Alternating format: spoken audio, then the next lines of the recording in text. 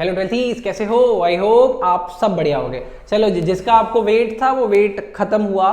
हम लोग आ गए हैं उन कुछ इंपॉर्टेंट न्यूमेरिक्स को लेके नेशनल इनकम का, जो कि एग्जाम में आना कंफर्म है। सर कितने मार्क्स का कंफर्म है? देखो जी, एक क्वेश्चन आपके मेथड से आएगा, चाहे वो वैल्यू एडेड हो, चाहे इनकम हो या एक्सपेंडिचर हो। एक क्वेश्चन आएगा 3 मार्क्स का। चांसेस हैं कि वो 5 नंबर का भी एक पूरा क्वेश्चन बना सकता है, लेकिन उस केस में जो क्वेश्चन बनाएगा वो इनकम और एक्सपेंडिचर को ऐड करके बनाएगा। तो सर इसका मतलब अगर 3 मार्क्स का क्वेश्चन बनेगा तो इनमें से कोई सा भी मेथड हो सकता है। इस बार वैल्यू एडेड भी इंपॉर्टेंट है, क्योंकि वैल्यू एडेड कभी पूछा नहीं गया है, ठीक। लेकिन अगर वो कंबाइंड 5 मार्क्स का क्वेश्चन बनाता है तो वो इनकम और एक्सपेंडिचर दोनों को मिला के बनाएगा। लेकिन अगर 3 मार्क्स का क्वेश्चन भी बनता है तो इसके अलावा भी रियल जीडीपी, नॉमिनल जीडीपी से भी वो एक क्वेश्चन बनाएगा, ठीक। तो आप बस मेरे वाले न्यूमेरिक्स को अगर देख लोगे तो आपका काम मस्त बन जाएगा, ठीक। चलो जी, आओ देख लेते हैं। सर सबसे पहले हम लोग न्यूमेरिकल में वैल्यू एडेड देखने वाले हैं, तो पहले हल्का सा कंसेप्ट, सिर्फ 2 मिनट में कंसेप्ट समझते हैं, फिर इसके आगे क्वेश्चन देख लेते हैं, ठीक। चलो जी, value added method. Value added method का दूसरा नाम है GVAMP। भूलना नहीं, रट लो रट लो रट लो, GVAMP, GVAMP, done. Value added method 3 अलग अलग सेक्टर का निकलता है, प्राइमरी, सेकेंडरी और टर्शियरी। 3 अलग अलग सेक्टर का निकलता है। मैं पहले एक सेक्टर का निकाल रहा हूं। इसमें हम लेते हैं वैल्यू ऑफ आउटपुट माइनस करते हैं intermediate good. Done sir. Sir value of output का मतलब क्या होता है? वैल्यू ऑफ आउटपुट का मतलब होता है SSS। सर मतलब वैल्यू ऑफ आउटपुट का मतलब sale plus self plus stock. आपने जितना गुड बेचा वो भी जुड़ेगा वैल्यू ऑफ आउटपुट में, आपने जितना गुड सेल्फ कंजप्शन कर लिया वो भी जुड़ेगा, और जितना स्टॉक बचा हुआ है वो भी जुड़ेगा। सर इसको थोड़ा सा नीचे मैंने एलाबोरेट और कर दिया है। सेल प्लस सेल्फ प्लस वही स्टॉक को, क्लोजिंग स्टॉक ऐड होता है, ओपनिंग माइनस होता है। अब अगर एग्जाम में ये ना दे, स्टॉक ना दे, तो वो इसको चेंज इन स्टॉक के नाम से भी दे सकता है, ठीक सर। उसके बाद उसमें माइनस करना IC। पक्का हो गया? इससे ज्यादा वो आपको परेशान नहीं करेगा। अच्छा सर आपने बोला था कि किसी एक सेक्टर का आपने बताया। अगर हम तीनों सेक्टर को ऐड कर दें, प्राइमरी, सेकेंडरी, टर्शियरी, अगर तीनों सेक्टर का वैल्यू एडेड मिल जाएगा तो वो एग्जाम में GDP-MP बन जाएगा, GDP-MP बन जाएगा, ठीक। तो इसका मतलब सर मुझे एक बात पता चल गई कि अगर एग्जाम में क्वेश्चन आएगा मुझसे डोमेस्टिक इनकम पूछता है वैल्यू एडेड से, तो पहले मुझे ये निकालना पड़ेगा GDP-MP, ठीक। अब GDP-MP से डोमेस्टिक में जाना और डोमेस्टिक से नेशनल में जाना आपको आता है, नहीं आता तो फिर से एक बार यहाँ पर रिकॉल कर लो। GDP-MP माइनस करना डेप्रिसिएशन, माइनस करना NIT, आ जाओगे डोमेस्टिक में। सर डोमेस्टिक में कैसे आया? कितनी बार बताऊं? NDPFC। G से N पे जाने के लिए डेप्रिसिएशन माइनस कर दिया, MP से FC में जाने के लिए NIT माइनस कर दिया, ठीक ठीक। वैसे ही डोमेस्टिक से नेशनल में, ठीक आया। चलो जी, अब क्वेश्चन देखो, अब बगल में आपको क्वेश्चन दिखेगा। चलो जी देखो, अब ना आपके इस साइड में वीडियो दिख रहा होगा, सॉरी वीडियो क्या है, वो इमेज दिख रही होगी क्वेश्चन की, वो क्वेश्चन देखो, मैं आपके साथ रीड कर रहा हूँ, ठीक। चलो जी देखो क्या लिखा है। In an economy the following transaction took place. कौन कौन सी ट्रांजेक्शन है? A ने गुड बेचा है पहले पॉइंट में, फिर बाद B ने, फिर C ने, फिर D ने बेटा, ठीक। अच्छा लेकिन देखो क्वेश्चन करने को क्या कह रहा है, लास्ट में आपसे कहता है कि value added by each firm बताओ, value added by each firm, फिर वो कहता है टोटल वैल्यू एडेड बताओ, फिर वो कहता है टोटल कंजप्शन एक्सपेंडिचर बताओ, ठीक। लेकिन सर सवाल है, इतनी सारी चीजें निकालने में तो कंफ्यूजन हो जाएगी।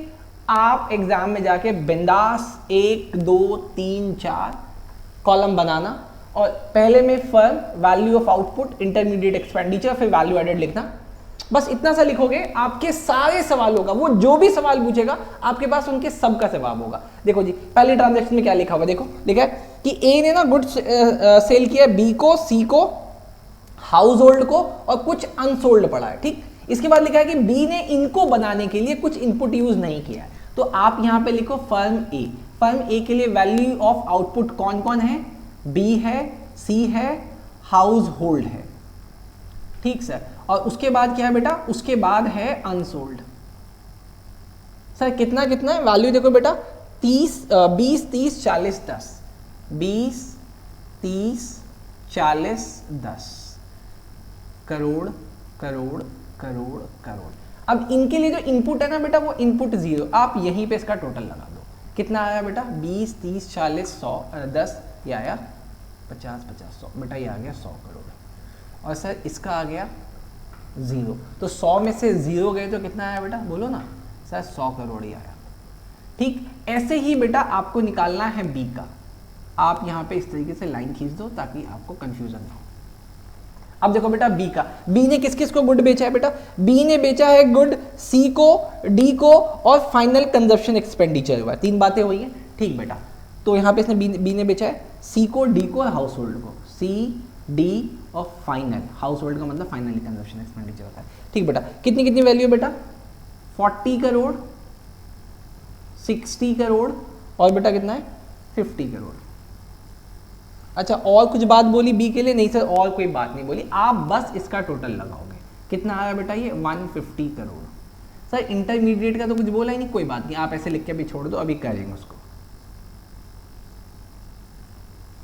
चलो जी, ऐसे सी का देखो, सी ने किस किस को बेचा बेटा, सी ने बेचा है बेटा डी को, हाउस होल्ड को और एक्सपोर्ट किया।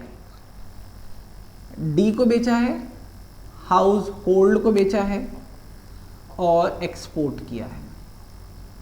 ठीक सर, डी को कितने का बेचा बेटा, बेटा डी को भी बेचा 100 करोड़ का, हाउस होल्ड को भी बेचा 100 करोड़ का, एक्सपोर्ट भी किया 100 करोड़ का। ठीक सर, इसका टोटल कितना आया बेटा, 300 करोड़ आया सर।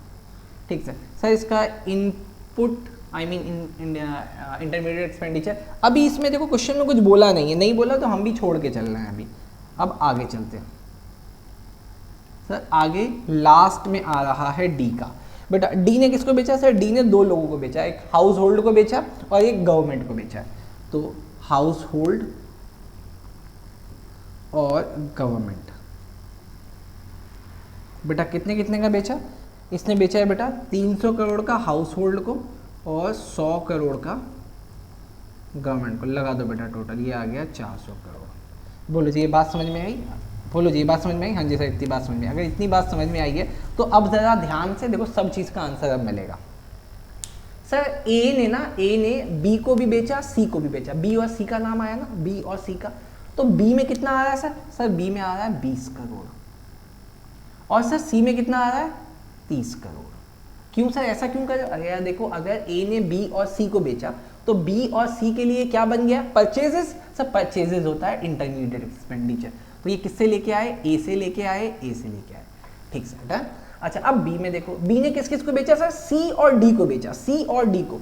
सर सी को बेचा, ये रहा सी, सी में आ रहा है 40 और इसमें आ रहा है 60 करोड़। ये किससे लेके आए, बी से, बी से। ठीक सर, सी ने किसको बेचा, सर सी ने सिर्फ और सिर्फ डी को बेचा है, तो यहाँ पे कितने का सर, 100 करोड़ का। तो सर यहाँ पे आ गया डी। बोलो जी बात समझ में आई?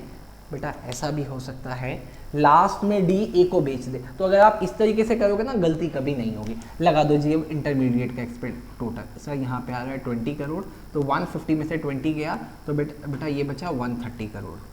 ठीक सर, सर इसका टोटल कितना आ रहा है बच्चे, इसका आ रहा है 70 करोड़। 300 में से 70 गया तो बेटा कितना बचा, 230 करोड़। ठीक है सर, सर 400 में से 160 गया तो कितना बचा, सर ये बचा 240 करोड़। ठीक, अब आपका क्या काम है, आप ना इस पूरे को बंद करोगे। ठीक सर, अब सबका टोटल लगाते चले जाओ। देखो उन्होंने क्या पूछा है, आपको सबका जवाब मिलता चला जाएगा। सर पहला सवाल उसने पूछा था कि value added by each firm का वैल्यू एडेड बताओ। ए का वैल्यू एडेड कितना है, value added sir value added बताना। सर वैल्यू एडेड का मतलब ये, वैल्यू एड का मतलब ये। ए ने कितनी वैल्यू ऐड करी 100, बी ने कितनी वैल्यू ऐड करी 130 करोड़, सी ने कितनी वैल्यू ऐड करी 230 करोड़ और डी ने कितनी वैल्यू ऐड करी बेटा 240 करोड़। आपने उसके पहले सवाल का जवाब दे दिया। दूसरा सवाल टोटल वैल्यू एडेड। अब उसने बोला कि इसका टोटल बताओ। पहले आपने इंडिविजुअल बेसिस पे बताया, अब इसका टोटल बताओ। टोटल कितना आया सर 200, 400, 500, 600 और ये 700 करोड़ बेटा, ये आया 700 करोड़। ठीक है सर, तो इसका मतलब दूसरे का आंसर आ गया। तीसरा पूछे टोटल कंजप्शन एक्सपेंडिचर, इसका मतलब इसका टोटल पूछा है बेटा। पहले का 0, इसका 20, इसका 70, 90 और 160 कितना होता है? अभी देखना तीसरे पॉइंट में उन्होंने बोला है कंजप्शन एक्सपेंडिचर। ये जो हमने निकाला ये 250 निकला इंटरमीडिएट एक्सपेंडिचर। लेकिन सर आपको ना मैंने डेफिनेशन करवाई थी कंजप्शन एक्सपेंडिचर की। कंजप्शन एक्सपेंडिचर का मतलब वो एक्सपेंडिचर जो फाइनल हो गया, जो फाइनल खत्म हो गया जी, मतलब वो होके आगे नहीं बिकेगा, वो कंज्यूम हो गया। अब ये तो सर हाउस होल्ड का होता है ना, तो यहाँ पे देखो हाउस होल्ड कितना है, ए ने कितने का बेचा हाउस होल्ड को 40 का, बी ने कितने का बेचा सर, बी ने कोई बेचा सर, ये फाइनल बोला ना, फाइनल एक्सपेंडिचर, तो यहाँ पे आ जाएगा 50 का, डन। इसने सी ने कितने का बेचा सर, सी ने बेचा 100 का हाउस होल्ड को, और डी ने हाउस होल्ड को कितने का बेचा 300 का। लेकिन क्या आपको एक और बात पता है कि अगर गवर्नमेंट को बेचें तो वो भी फाइनल होता है, क्योंकि गवर्नमेंट भी वेलफेयर के लिए यूज़ करने वाली है। तो यहाँ पे आ गया ये 100। अब इसका टोटल लगाओ ज़रा कितना आ रहा है, 100 प्लस 300 400 प्लस 500 500 और ये तो 590, डन सर। ठीक, तो आपके पहले सवाल का जवाब ये इंडिविजुअल बेसिस पे 100 130 250 और 230 और 240, दूसरे का 700, तीसरे का 590। इसके अलावा अगर वो आपसे इंटरमीडिएट एक्सपेंडिचर पूछेगा तो ये निकल जाएगा, वो जो भी आपसे पूछता रहेगा आप इसके बेसिस पे निकालते रहो। चलो जी, ये क्वेश्चन नोट करो, अगला देखते हैं। चलो जी देखो, दूसरा क्वेश्चन दिख गया होगा, ये वाला, इससे पहले वाला और ये वाला, इन दोनों में से कोई एक क्वेश्चन एग्जाम में कंफर्म आएगा, नहीं तो ऑलमोस्ट इसके बराबर का आएगा। अगर वैल्यू एडेड आएगा, कहीं आके लड़ो फिर मेरे से सर आया नहीं, अगर वैल्यू एडेड से आएगा तो इन दोनों क्वेश्चन में से कोई एक क्वेश्चन आएगा। ठीक, चलो ये वाला क्वेश्चन देखो क्या लिखा है, from the following data calculate value of output. ठीक सर, कर देंगे। इंटरमीडिएट कंजप्शन, ठीक है सर। उसके बाद कहते हैं net value added at factor cost. लेकिन देखो आप में एक बात सुनना, जब आप लोग वैल्यू एडेड निकालते हो, वैल्यू एडेड का फॉर्मूला क्या होता है, value of output minus intermediate consumption. तो जो वैल्यू ऑफ आउटपुट होता है वो होता है GDP-MP, GDP-MP। लेकिन इसने क्या कह रहा कि नेट, तो पहले इसने G को नेट करा दिया, G को नेट करा दिया, फिर कहता है एट फैक्टर कॉस्ट, लेकिन वो तो MP पे आता था। तो चलो जी समझेंगे, लेकिन फॉर्मेट चेंज नहीं करना, फॉर्मेट आपको ये रखना है 1 2 3 4, डन। चलो जी कैसे करना क्वेश्चन देखते हैं। सबसे पहले लिखा है इसमें पहला point, purchases of raw material from domestic market. Purchases of raw material from domestic market, sir मुझे ये बात पता चल गई कि ये इंटरमीडिएट कंजप्शन है। तो पॉइंट 1 परचेजेस कितने का किया आपने, 400 करोड़ का। सर दूसरा कहता है वो increase in the unsold stock. देखो जी, अनसोल्ड स्टॉक का इंक्रीज का मतलब क्लोजिंग ज्यादा है ओपनिंग कम है, क्लोजिंग ज्यादा ओपनिंग कम, ये वैल्यू ऑफ आउटपुट का पार्ट होता है। दूसरा पॉइंट, इंक्रीज इन स्टॉक कितना, सर ये है 60 करोड़। ठीक, अच्छा उसके बाद अगला है बेटा इंपोर्ट ऑफ रॉ मटेरियल। आपने इंपोर्ट किया, इंटरमीडिएट कंजप्शन। तीसरा इंपोर्ट, सर कितने का इंपोर्ट किया है बेटा, इंपोर्ट किया है 120 करोड़ का, 120 करोड़। अच्छा बच्चे उसके बाद लिखा है डोमेस्टिक सेल। आपने डोमेस्टिक सेल करी है, 44th पॉइंट, डोमेस्टिक सेल कितने का है sir, domestic sale, sir domestic sale है 1200 करोड़ का, 1200 करोड़ का। बच्चे इसके बाद है रिप्लेसमेंट ऑफ फिक्स्ड कैपिटल। अच्छा चलो वीडियो के लास्ट में आपको बता के जाऊंगा, ये डेप्रिसिएशन का ही दूसरा नाम है। इसके अलावा 4 नाम और होते हैं डेप्रिसिएशन के, आई मीन एक डेप्रिसिएशन हो गया, एक ये नाम हो गया, 3 नाम और है, वो याद कर लेना, किसी भी नाम से डेप्रिसिएशन आ सकता है। तो इसको मैंने छोड़ दिया क्योंकि डेप्रिसिएशन का यहाँ पे तो कोई यूज है नहीं। अच्छा अगला बेटा पावर चार्जेस। अब इंटरमीडिएट कंजप्शन में क्या पावर चार्जेस आएंगे, सोचो आएंगे, अरे बोलो, हाँ आएंगे, आएगा बेटा आएगा पावर चार्जेस। इसके अलावा और भी कोई एक्सपेंसेस होगा बेटा, आएगा। पावर चार्जेस कितना है बेटा, पावर चार्जेस है 20 करोड़। ठीक बेटा, उसके बाद है एक्सपोर्ट। एक्सपोर्ट भी आपकी सेल होती है, हाँ जी सर सेल होती है एक्सपोर्ट भी। तो ये 7th पॉइंट आ गया एक्सपोर्ट। सर एक्सपोर्ट कितना, सर एक्सपोर्ट आ रहा है 200 करोड़ का, 200 करोड़ का बेटा। उसके बाद है इंपोर्ट ऑफ मशीनरी। कोई मतलब नहीं, आप मशीन थोड़ी ना बेचते हो यार। सर यहाँ डाल देते ना इंपोर्ट, यहाँ पे इंपोर्ट सिर्फ गुड्स का आता है। अगर सिर्फ इंपोर्ट बोलेगा तो इंपोर्ट गुड्स का इंपोर्ट मानेंगे, लेकिन अगर उसको कहता है इंपोर्ट ऑफ मशीनरी तो सर वो नहीं माना जाएगा। अगर इंपोर्ट्स ऑफ गुड्स बोलता तो मानते, सिर्फ इंपोर्ट बोलता तो भी मानते, मशीन नहीं, मशीन कैपिटल एसेट हो गया। अगला है बेटा GST, अभी यहाँ पे इसका कोई यूज़ नहीं है।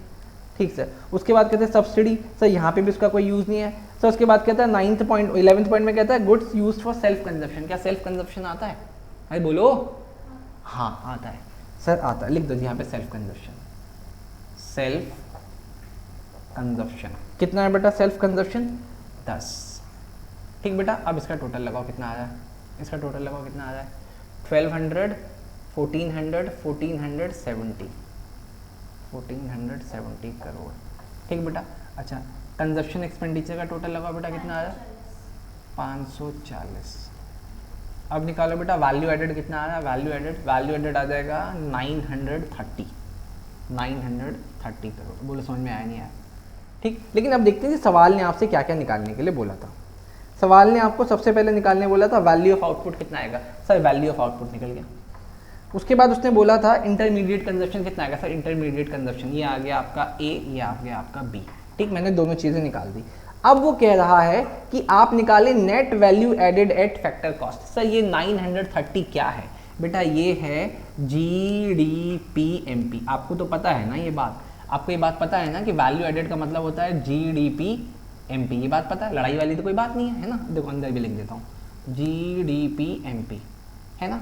लेकिन सर GDP-MP से वो आपको कहाँ जाने के लिए कह रहा है बेटा, वो आपको कह रहा है जाने के लिए net value added at factor cost. वो कह रहा है आपको जाने के लिए net value added at factor cost. हम यहाँ पे GDP-MP निकालते हैं, वही GVA-MP, ये GVA होता है ना। वो आपको कह रहा है कि एट फैक्टर कॉस्ट, अरे मतलब GDP का मतलब GVA-MP भी होता है बेटा, GVA-MP। वो आपको जानने कह रहा है कि NVA-MP पे ले चलो, NVA-FC पे, NVFC पे जाने के लिए क्या है। तो जा सकते हैं सर G से N जाने के लिए क्या करें सर आप इसमें लेस कर दो डेप्रीसिएशन, तो G बन गया N। सर V है, A है, MP से FC पे जाना है, तो इसमें से आप क्या माइनस कर दोगे बेटा, इसमें से आप माइनस कर दोगे NIT। डन, अब तो ठीक है। अब देखो आपका GVA-MP कितना आया वहाँ पे, सर आया 930 करोड़। ठीक, अब देखो क्वेश्चन में डेप्रीसिएशन कितना है बेटा, डेप्रीसिएशन क्वेश्चन में दिया हुआ है replacement of fix cost depreciation होता है -50। ठीक सर। अच्छा, -50 के बाद इसमें क्या दिया हुआ है बेटा, -50 के बाद इसमें आप ना आप NIT माइनस करो। NIT सर NIT में ना दो चीज़ें दी हुई हैं। मैं कहा क्या दो चीज़ें दी हुई हैं सर, देखो NIT में दिया हुआ है उन्होंने IT। सर IT कितना दिया हुआ है बेटा, IT दिया हुआ है 10, और सब्सिडी कितनी दी हुई है बेटा, सब्सिडी दी हुई है 30। अब करो इसको सॉल्व, NVA-MP आ जाएगा, NVFC आ जाएगा आपका। सर ये हो जाएगा 930 करोड़ -50 माइनस माइनस प्लस होके बाहर आ जाएगा 20। तो सर इसमें से 30 माइनस होके आ जाएगा 900 करोड़। तो ये कितना आ गया NVAFC कितना आ गया बेटा, 900 करोड़। बोलो समझ में आया, पक्का। चलो जी, अगले वीडियो में मिलेंगे। यहाँ तक वैल्यू एडेड खत्म हुआ बेटा। वैल्यू एडेड बस इतना ही है। 2 क्वेश्चन ये करके जाना, जो कंसेप्ट बताया वो करके जाना, ये फॉर्मेट करके जाना। ठीक, जो फॉर्मूला बताया शुरू में बस वो देख के जाना। इतने से आपका वैल्यू एडेड का कंसेप्ट खत्म होता है। थ्योरी का भी आंसर आप इससे दे दोगे। चलो जी, मिलते हैं अगले वीडियो में।